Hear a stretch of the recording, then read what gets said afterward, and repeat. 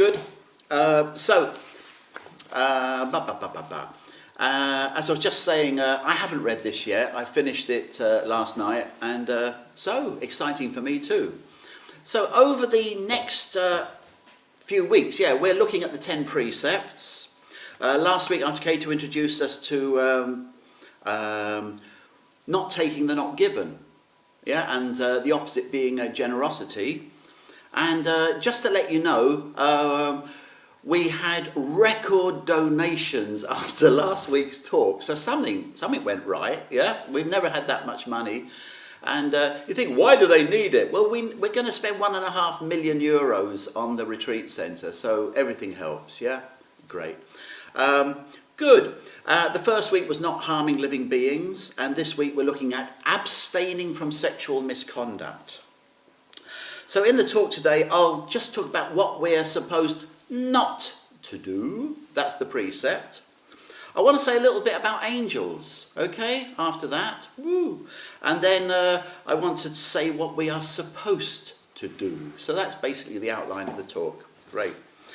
So, and just why are we going to such detail with the precepts? Well, basically, the Buddha laid down a number of versions of this his spiritual path, or the spiritual path. There's various versions, the 6 perfections, the 10 perfections, the Eightfold Path.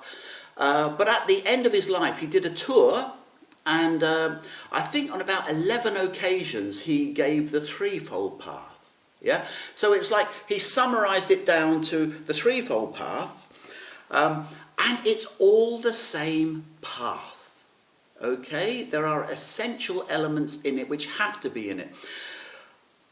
I thought of a box of chocolates. I can give you a box of chocolates, and you can divide it up in various ways. You can have the milk chocolates on the left, the dark chocolates on the right, or you can have the hard centres in front of you, the soft centres near you. It's still a box of chocolates. The path is the path, and we'll always have 3 elements in it: how we behave, how we meditate, and how we reflect on existence. These are the 3 elements. They're always there, I like the Threefold Path because it's easy to remember. 3 things, easier than 8. Okay, very good. So we refer to, how we behave we call ethics. Meditation is obvious, and how we reflect is wisdom. Great. So the precepts are advice. They're recommendations. They're not rules. There's no commandments. Nobody ordered us to do these things. They're advice, okay? And somewhere I have it here, but I can't see it in my talk.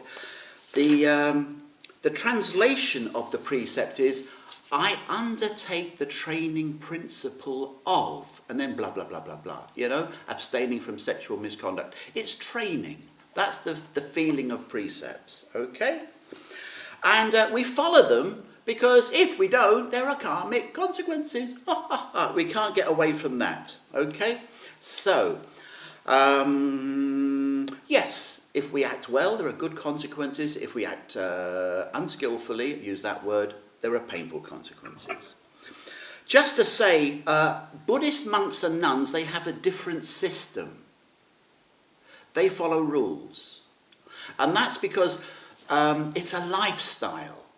If people followed the rules, then society supported the monks and nuns. If they shaved their head, wore the yellow robe, then society supported them. And some of the rules, they're just they're not ethical points. Like not eating after 12 o'clock.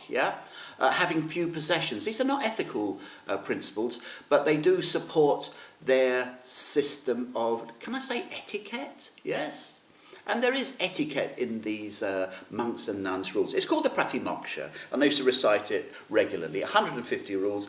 And I mentioned the other week that a priest I knew, quite friendly, he was just back from a conference where they'd been discussing the Roman Catholic rules. And there were over 1,700 rules. You have a choice of either becoming familiar with the principles behind actions, or the actual detailed rules. It's your choice. But the good thing about the pratimoksha, the monks and nuns, they can check with each other what they're doing, you know, so you can criticize each other in that tradition, and it's part of the tradition, criticizing one another, you know, skillfully at the right time, yeah? And there's periods of confession also, where they meet in twos and they confess to each other. It's a very good system, great. It's external, you can see it, but the principles, a lot of it is internal, and we can work out all the details ourselves. Okay, that's enough there. Oh, I have got one little joke. I said I'd leave the jokes out, yes, and we're all adults, okay? One of the rules, we were discussing the pratimoksha once on an order weekend, and one of the rules, I hope you're all right with this, you can turn off for a minute if you're not. It said, you know, if a monk accidentally, I mean, they are not allowed to have any sexual activity at all under the pratimoksha, nothing, okay? Not on their own, not with an animal, it's all there, you know, not with other human beings.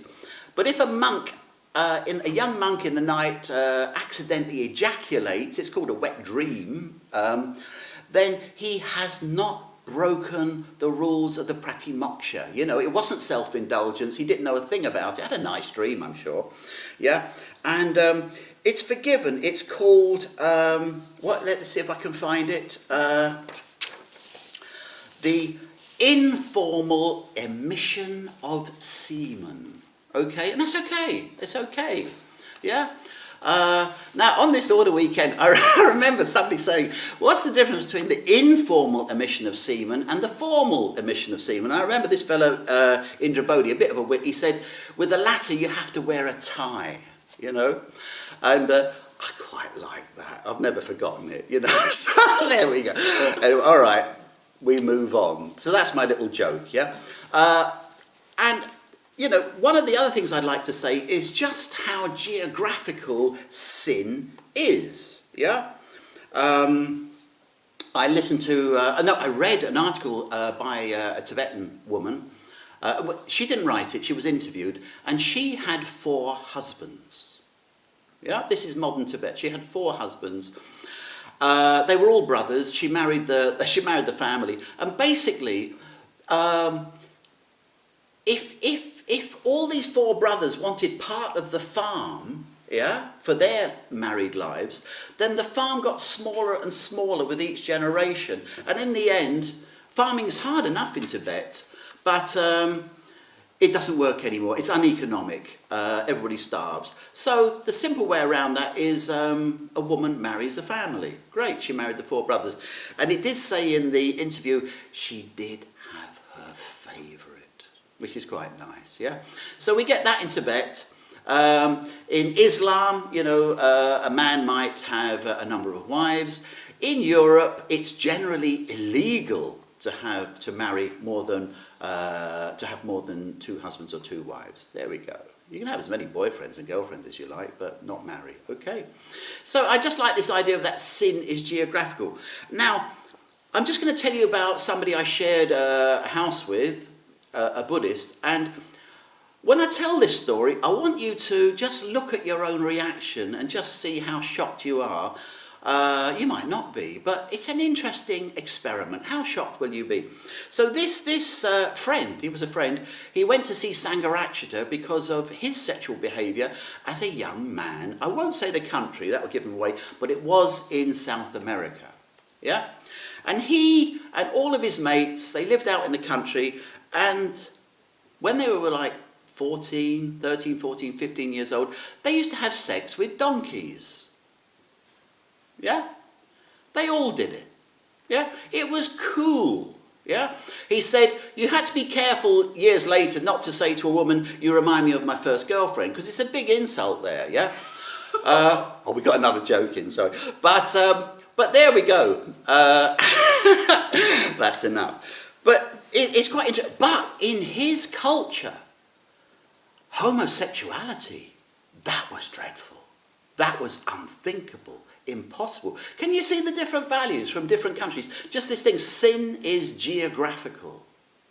Yeah? Depending on where you live, it's unethical or not.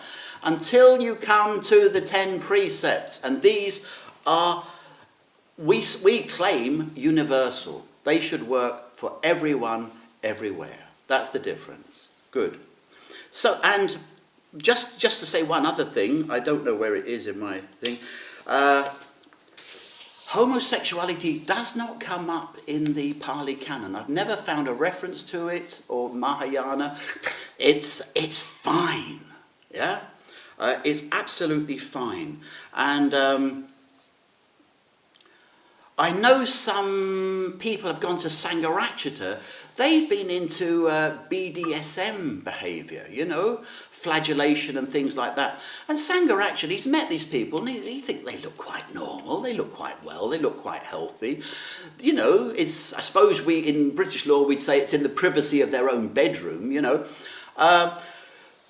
So he could see no harm in this sort of thing. They're both content, they get something out of it. It's not cruelty in a sense, not in the long term anyway, okay? So there we go, so we'll let that be. Yeah.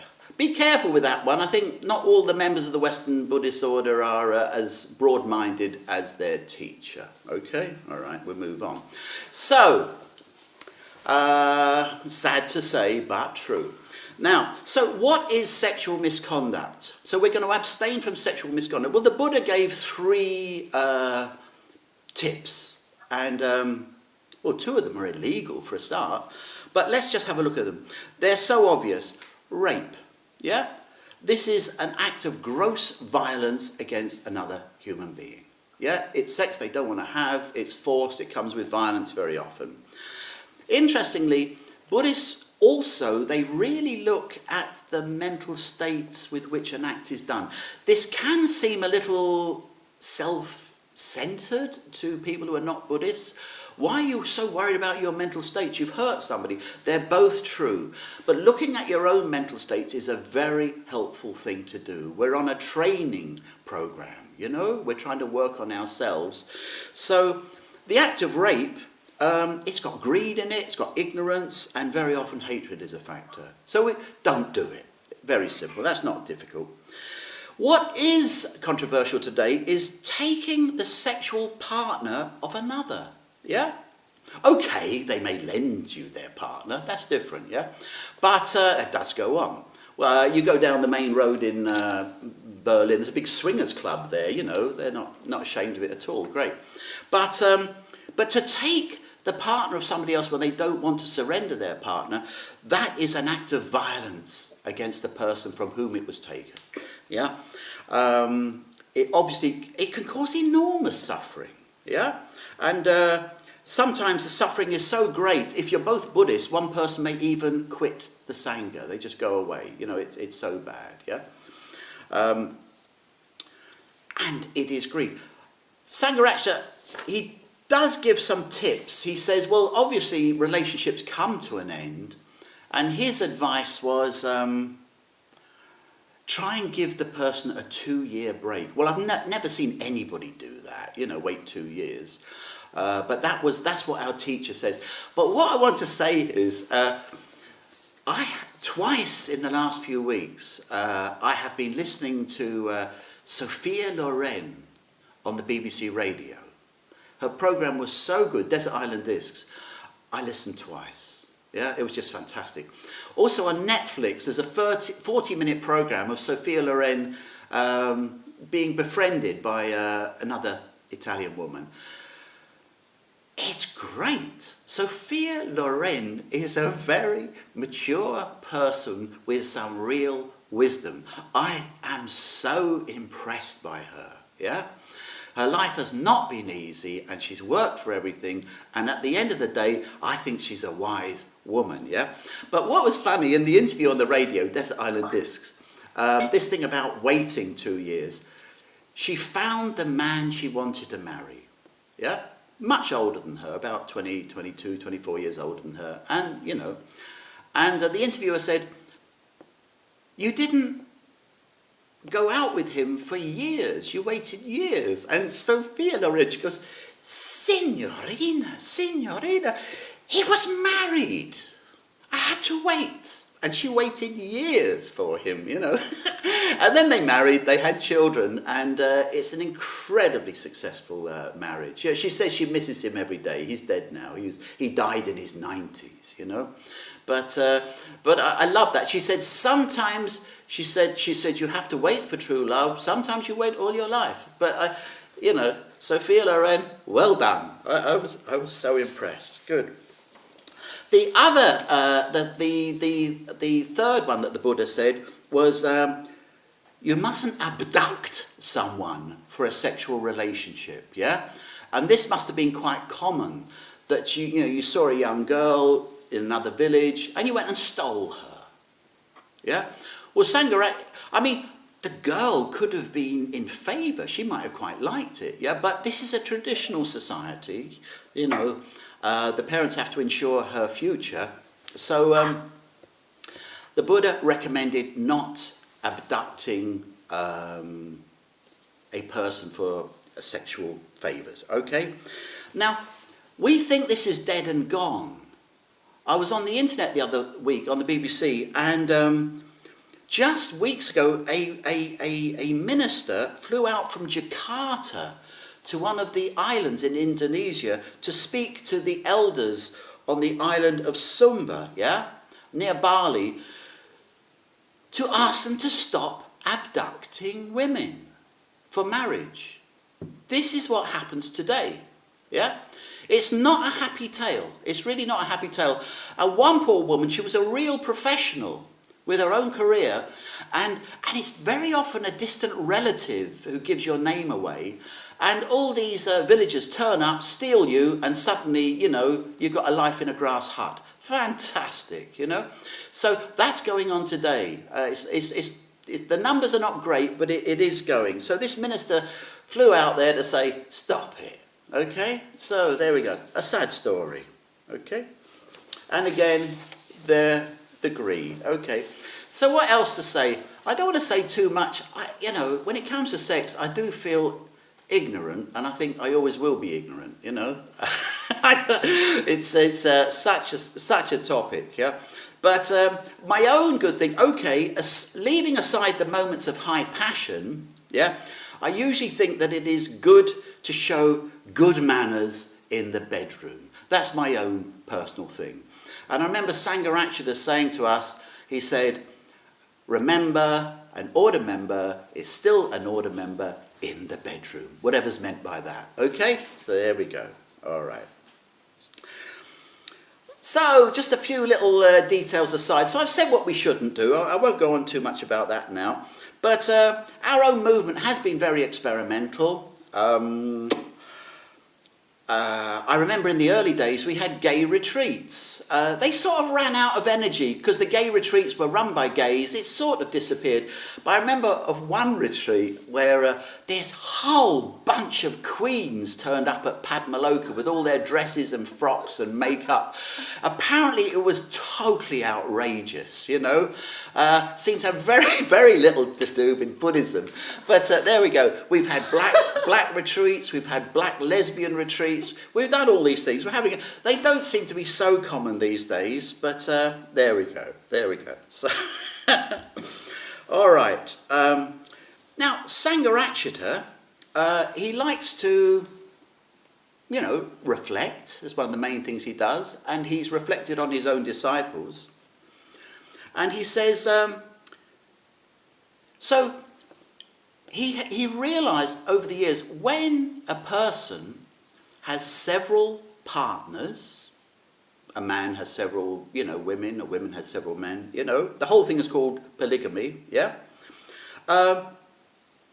He notices that when one of the partners leaves, there isn't very much suffering, okay? I mean, I can think of two fellas who had 4 girlfriends, you know. Both order members, naughty boys, yeah. But, but Sangharakshita noticed that when one of these relationships ended, people weren't really hurt. But when a monogamous relationship ended, it could be intense suffering. Really, you know. And we do know there are suicides, you know, that can, it's a serious game, yeah. So he himself, he came up with his own little hierarchy. You know, you'll see in the Pali Canon, you'll read in the Pali Canon again and again, the monk is the happy man, yeah? These old devils, they're meditating, they've got their dhyanas going, they've got their food coming in. Hopefully when there's good health, they're really contented, really happy. Great. So he said there was a hierarchy. He said he thought celibacy was the ideal, okay? Let's not argue with him, it's his view, yeah? He thought polyandry, polygamy, all these words, they were the second best, and monogamy was the worst. All right, so there you go. That's the teachings of our teacher. I just leave you with that. Great. Good. He did. I remember once. I just have a sup of coffee. Just a second. I remember at a large gathering once. He said, there is one concern he has about sexual relationships, and it's all in one word. You can sum it up in one word. Freedom. How much freedom do you have, if you're in a sexual relationship? It's an interesting question. And the example he gave is, maybe one day, one evening, you say to your partner, "Oh, darling," this is Sankarakshita. I don't think he said darling, yeah. "Oh, darling, tonight's Tuesday. I fancy going down to the Buddhist centre." And your partner says, "But you go to the Buddhist centre on Saturdays, not Tuesdays." And you say, "Yes, I think I'd like to go both Tuesdays and Saturdays." And your partner just gives you this little look, this painful little look. And you go, and you realise there's a pressure here.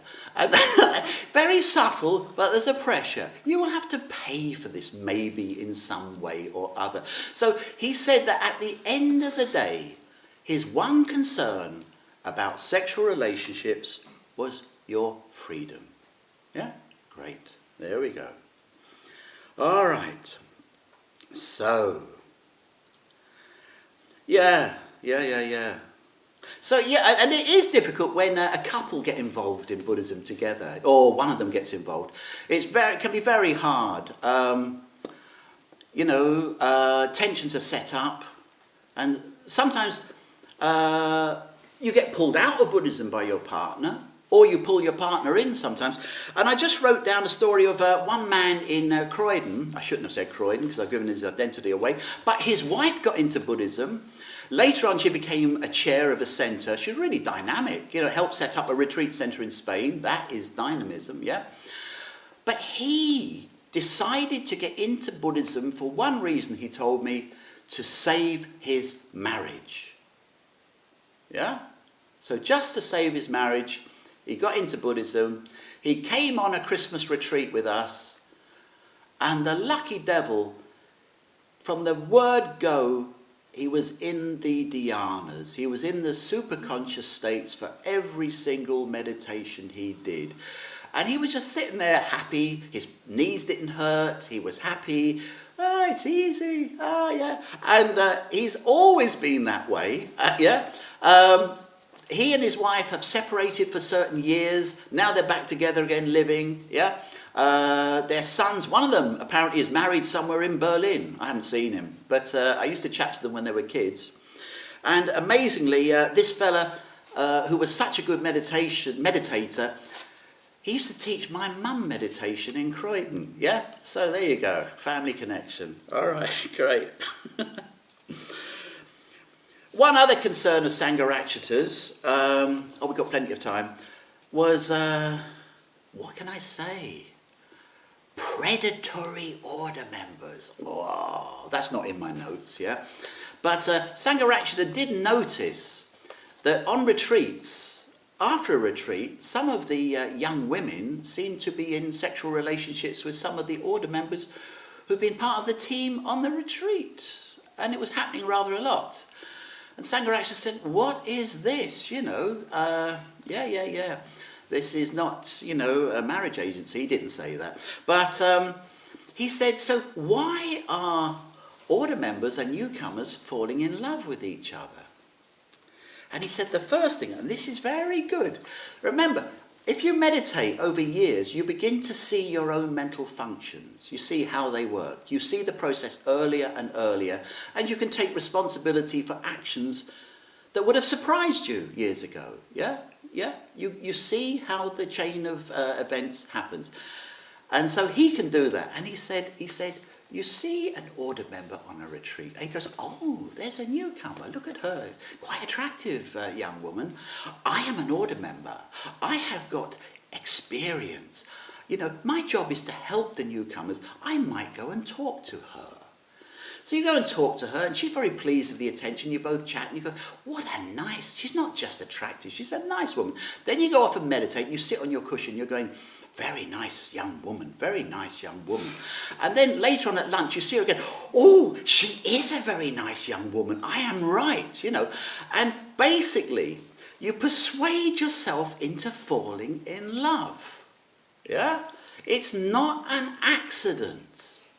You think it's an accident, it's not. Yeah? There is a process of persuasion. I remember doing the opposite once. I had a student for English. I was teaching English in Germany, and she was so good looking. She looked like Queen Nefertiti, you know, from the Egyptians, yeah?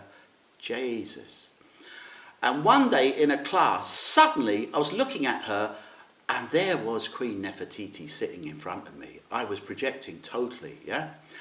And I remember, like a great foot in Monty Python went, I just crushed it, bang! You know, I knew her husband, it couldn't happen, yeah?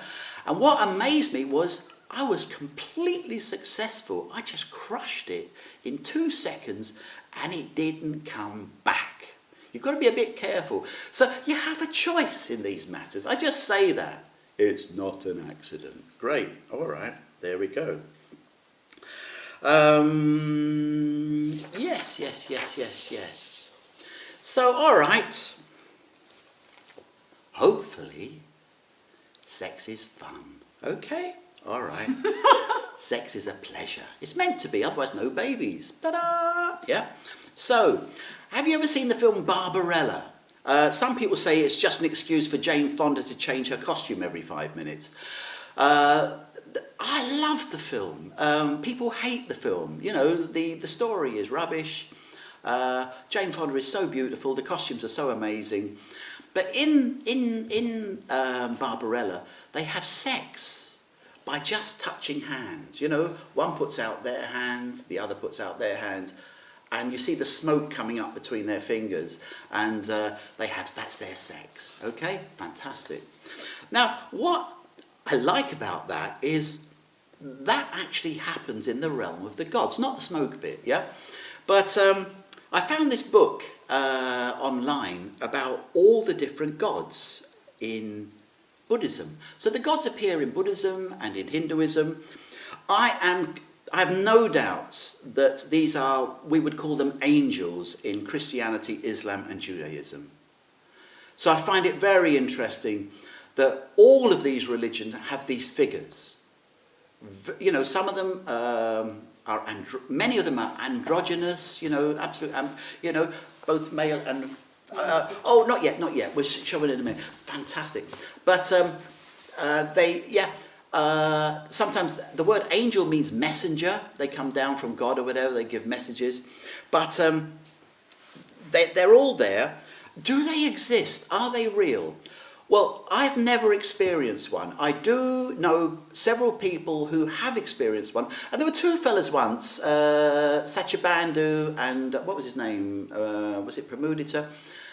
Satyabandhu saw a deva come into their meditation class, just this ball of light at the back of the room. And afterwards he said to Pramudita, he said, did you see the deva? He goes, yeah, I did. They both saw the deva at the same time. Yeah, that's never happened to me. It's happened to other order members. But we went to Bodh Gaya. Loads of us went to Bodh Gaya. 600 order members went to meditate at Bodh Gaya, where the Buddha got enlightened. Yeah, and we were there for about 10 days. And one day I went into the Thai temple, and the Thai temple is very aesthetic, good air conditioning, and I went into a higher state of consciousness.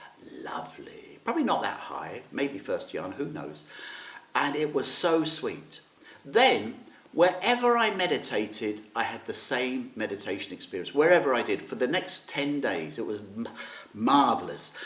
But I felt I was being given a free ride.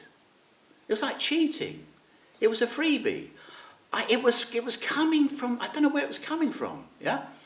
And when we all went on to Delhi later on, it stopped, bang. And then I thought, it was like there were fairies in the air. There were fairies supporting my meditation. I thought, not fairies, Lalitaratna. They were devas. Yeah? Bodh Gaya. When people meditate, the devas are attracted. That's the tradition. You know, sometimes the Buddha actually gives teachings to devas who come and visit him. I mentioned it to Sangharakshita, and he had a similar experience at Bodh Gaya. Yeah? So that's my only experience of it. Yeah? So, are the gods real? We'd have to experience them before we could think they were, yeah? But let's have a look at some of them. First of all, let's have a look at one of the Christian ones. So give us one with a, what have we got? Let's have one with, yeah, that's a nice one. Can you see that? So here are the 7 archangels. You know, you'll know some of the names. You know, Michael, Gabriel, Raphael. These are the common ones. Uriel. There's a few other odd names. You know, Salathiel, Raguel, and Barachiel. But these are the archangels. And now look at the one in the front. Possibly Michael, because Michael always has a fiery sword and the shield. And when Adam and Eve were chucked out of the Garden of Eden, Michael was put down there to guard the door. Just look at that. The face is feminine. I wouldn't argue with that sword and shield. Yeah? You know? So you've got this amazing androgyny. Yeah? This masculinity and this femininity, all in one being, yeah? I think it's terrifying, yeah? On 2 accounts. The strength, this being can go, we'll leave it this way, this being can go to all corners of space, yeah? The power, the wings, yeah? But imagine the receptivity of an angel. That's where they're scary. Imagine being with somebody who could just perceive your soul through their attentiveness. You have no secrets. Femininity at this degree is terrifying. Yeah? It's almost more frightening than the sword. Yeah? This person will give you self-knowledge. No, thank you. Not yet. Not ready. Okay? Good. All right. I want to get ready for that. Okay? So, I'll leave it there for a little while. Now, there are many good things in Germany. Yeah? It's very good to be in Germany. There are many good things. Some of them are just banal. I think German potatoes are amazing. They really are. I'm not joking. You know, those little yellow ones, fry them with onions, fantastic. The water all over Germany is the best. Yeah, German water. Germans don't notice. Oh, yeah, it's drink of water. No, it's amazing. We don't have this quality in Britain, yeah? Good football teams. Not this year, but very often you win the World Meisterschaft. Yeah, fantastic. But here comes the one that Germany has. You have Rainer Maria Rilke. You can read him in your language. If you're German, you can read him in German. Fantastic. Doesn't mean you'll understand him. Even for Germans, he's hard to understand. But one day, he imagines meeting an angel. Just listen to this. It's in English, of course, yeah? So he imagines meeting an angel. If one of them pressed me against his heart, I would be consumed in that overwhelming existence. For beauty is nothing but the beginning of terror, which we still are just able to endure, and we are so awed because it serenely disdains to annihilate us. The angel chooses not to kill us, just. Yeah? Every angel, he writes, is terrifying. He then talks about The sweeter versions, you know, where the angel is in disguise, there's a famous painting, and he refers to Tobias and the angel, famous myth, yeah? And there's a gorgeous painting in the London Gallery by Verrocchio of the guardian angel guiding Tobias along the road, yeah? He says, yeah, the angel is sort of disguised there. He says, but undisguised. He goes on, if the archangel now, perilous from behind the stars, took even one step down toward us, our own heart, beating higher and higher, would beat us to death. So this is like encounters with angels, you know, quite impressive. Okay, so this is, all right, very interesting. They have, I believe the devas, the angels, are the same thing. Could you show the heaven, let's just see. Where is it? Just a minute. Yeah, that one. Here you see, it's not a good picture, but this is from Christianity. All the ranks of angels, you know, the archangels, the cherubim, seraphim, you know, all these ranks of angels. And in Buddhism, I was looking at the Buddhist dictionary the other day, and I counted 24 different types of devas. There may be more. The list may go a little bit long, but it was 24 that I could find. Okay, we can come out of that now. So, fantastic. Yeah. So the devas, and I found it quite interesting. I found this book, and this somebody has written about all the different types of devas. So down in the lowest devas, still very near to our level of existence, yeah, there are devas, and it refers to their size and their garments, this list, and how they have sex, yes? And it just says the lower devas have sex in the same way that humans do, okay? Then you go up the devas, and all the names are there, which I'm not going to try to repeat now. And he says, when they get more refined, there are devas who their sex is simply an embrace. They just hug each other, and that's sex for devas, yeah? You go higher still, and sex for them is just the touch of hands, like Barbarella, just the touch of hands, yeah? Then higher still, it says, a mere smile satisfies sexual desire. Wow. Then you go higher, and they've gone beyond sex, yeah? Now, this is what I'm really interested in. This is where I think we need to go, yeah? We are meditating. I'll leave my notes for a little while now. We are meditating. When you get into the first dhyana, the very lowest of the dhyanas, and we need to get there, it may take us 30 years. For me, it's like 40 years before I can sort of reliably get into these states. We have to go there, yeah? It allows insight to arise early. Ayakema, this is not in my notes, she's a nun. She was a nun. She died in 2009. She said, we don't have sex, we don't have art, we don't have music, we don't have dancing, we don't have fancy foods, we have dhyana. We have to have dhyana.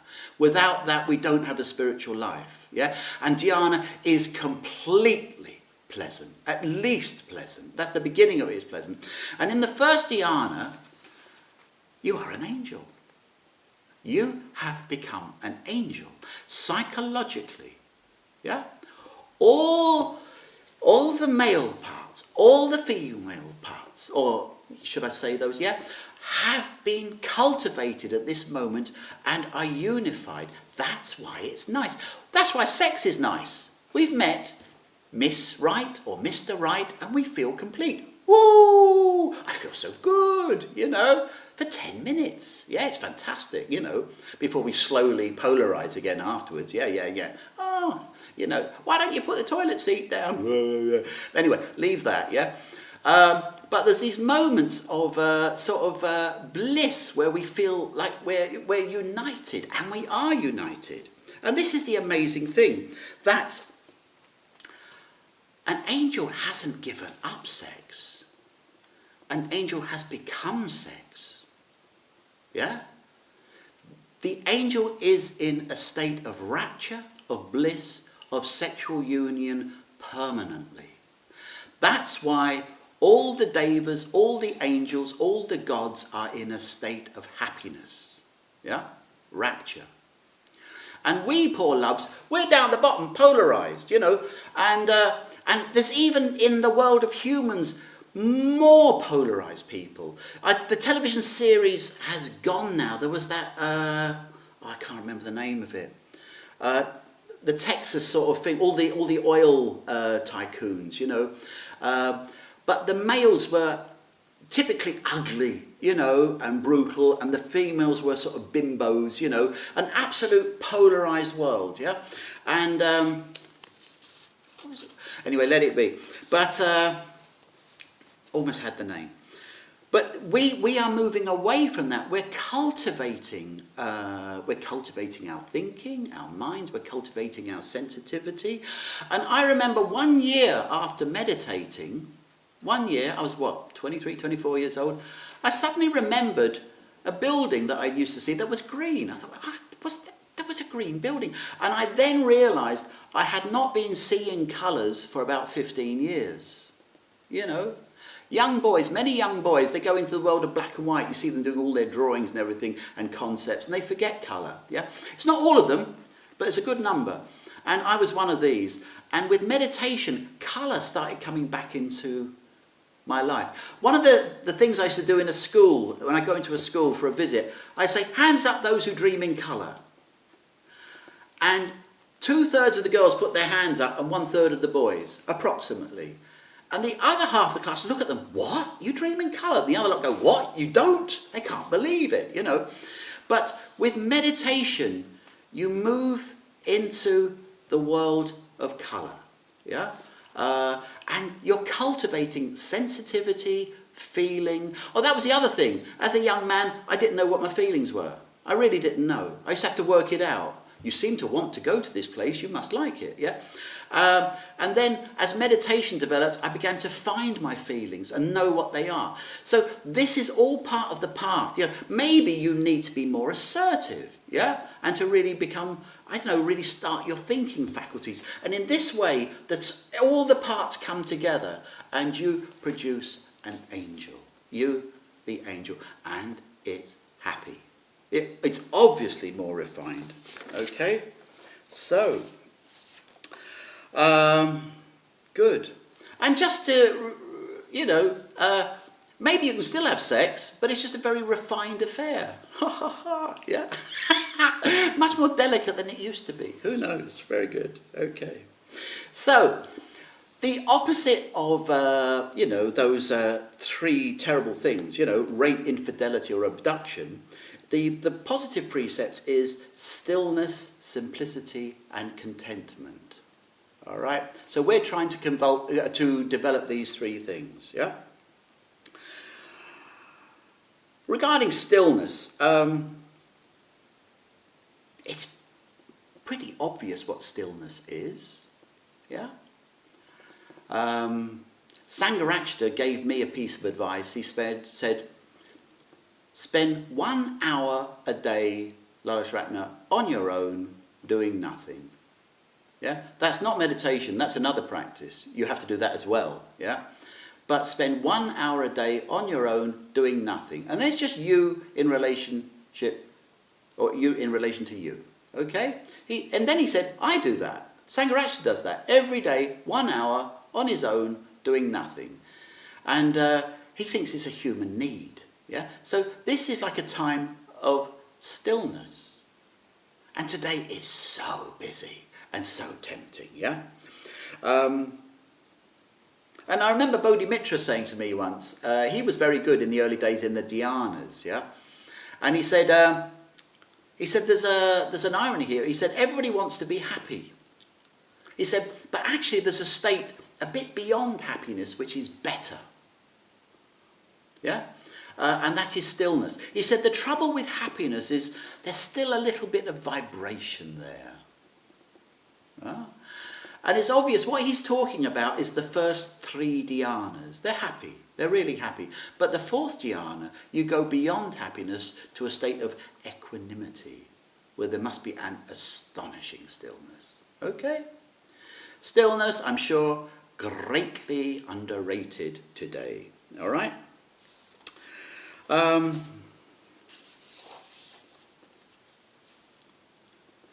next one, simplicity. I don't think I need to say very much. It's not a difficult concept to get our brains around.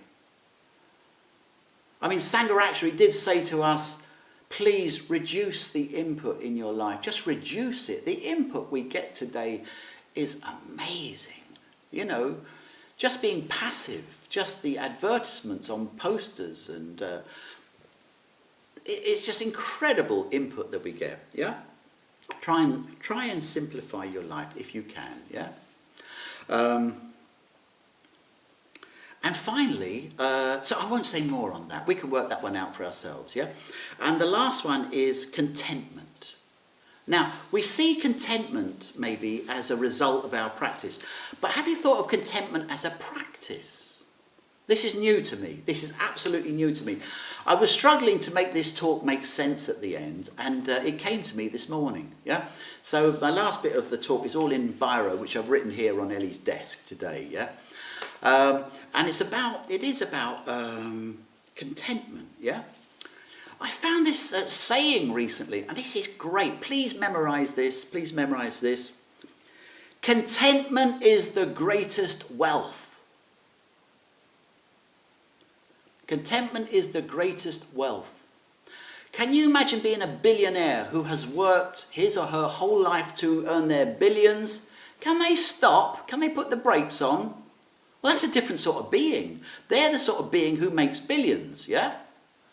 They usually don't know how to stop. It's very hard to stop, yeah?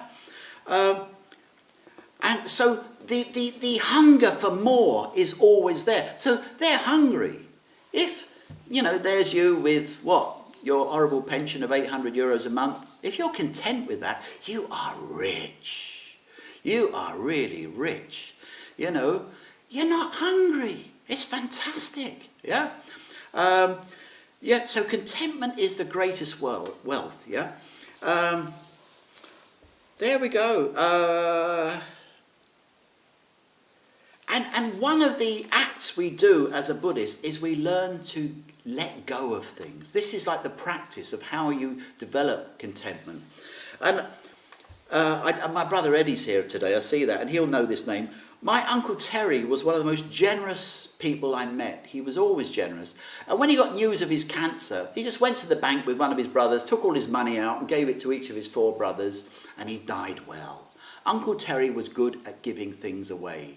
He could give, in the end, he could give his life away. You know, he died well. This is wealth. Yeah, So this, and it's the practice of sort of letting go. Now, you know, as I said, today, sorry, I'm trying to read my biro now, yeah? But just going back a little bit, it is curious the different desires we have, yeah? And they are different. Some desires are not just desires, they're needs. So something quite obvious is we need security, that's fair enough. We need food, we need water, we need air. If these are missing, well, our craving will drive us crazy, yeah? These are needs. But sex is a curious one. Ooh. Because sex, okay, we have craving for sex, but have you noticed that when there's no stimulation, it sort of gets forgotten. Sex can get forgotten for quite a long time, yeah? Now, it's interesting that the British Army, they had this theory that they were all being drugged by the tea, yeah? This is in the Second World War. They thought it was bromide was being put in their tea to drug them all so they didn't have a libido, yeah? Well, that's mad. You don't make your soldiers sleepy. You know, you don't take away their libido. You want them to be aggressive, yeah? It's not true. There's no truth in it at all. But they were trying to explain the fact that when they spent 3 or 4 years away from their women, they were content. Ooh, what's happened here? We're doing quite well. You know. And so they came up with the theory that they've been drugged. Sex is a curious one. you need, okay, I'm not talking about young boys of 14 years old with sex coming out of their ears. They're just crazy, yeah? They're mad, yeah? I'm not speaking for the girls, yeah? But unfortunately that dies down, so sanity can finally arise, yeah? But in the normal run of things, you know, sex needs stimulation, yeah? And our society, there's tons of sexual stimulation. Everywhere, television, magazines, yeah? And so that makes it quite hard to let go of this thing. I'm not coming up with a solution here, yeah? But it's good to be aware of our society. And in fact, this stimulation is not just for sex, it's everywhere. We're trying to let go of things. We're trying to produce contentment, coming back to the theme more. And everything is designed to produce stimulation and craving, yeah? The Buddha's job was to destroy craving, yeah? The job of an advertiser is to create craving where it doesn't exist, yeah? And, you know, I like going to Aldi and Lidl. There's something quite attractive. I like all the colours. I like the way it sort of works. You know, the temperature's right, yeah? It suits me. It's been designed by very smart people, yeah? I like looking at my smartphone. It's so attractive. You know, I press the BBC, this lovely red colour comes up. Smartphones have had very smart people designing them to make them addictive, yeah? This is the world we live in. Not, you know, that's it. I'm just stating that, yeah?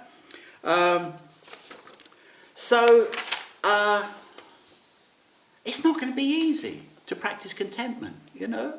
Maybe we should, what do they call it?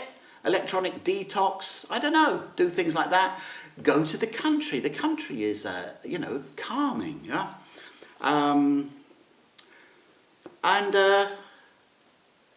I found this, so I'm right at the end here, just 5 minutes left. I came across this text. This woman, this Australian woman, has written a book, and it's called, let's see if I can find it. Basically, it's, here it is.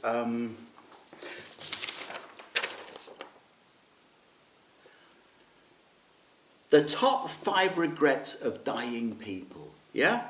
The regrets of dying people.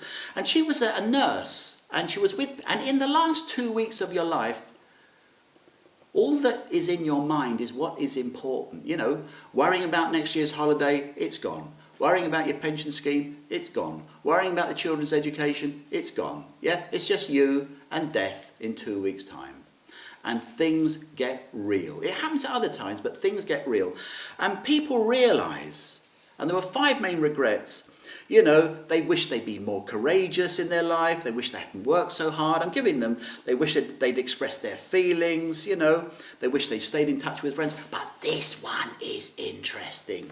They realised that happiness was a choice. Yeah? Or that's not good Buddhism, that. Allowing happiness to arise was a choice. That's good Buddhism, yeah? You can't just switch happiness on or off, you know. It's the result of effort, yeah? So some people had chosen in their lives to be miserable for the whole time, yeah? And they do it. They make everybody else miserable. Why? I don't know. Well, you look at Christian iconography in Ireland, everything it's not just miserable, it's disgusting torture hanging on everybody's sitting room wall. It's evil, you know? That's true. You know, all my family are Irish, yeah? You know, Our Lady there with a bleeding heart and thorns sticking in it and flames. It just goes on. And Christ with all thorns in his head. It's disgusting, yeah? Sorry. You know, I'm ranting. Stop it, Lalitaratna. But yeah, so you can choose to be miserable, yeah? Or you can choose to be happy. It's a choice. And you allow yourself to be happy. And I found that, and this is we use the word koan. This is my koan. Can you really choose to be happy? You'd have to be quite clever about it, setting up all these conditions, you know, to bring it about, yeah? But I've also realised that contentment falls into the same category. you could choose to be content. So, all right, I've finished my talk. Our homework, it's always good to have some homework. Our Hausaufgaben in Deutschland, yeah, good, is think about contentment, think about choosing happiness. And there we are. I think we have transcended sex altogether. We have become an angel, you know, shiny bright, lighting up the dark. That was, listen, I enjoyed that. If you did, I enjoyed it too. Fantastic. It was all new to me. I haven't read it before. Great. Lots of love. Thank you.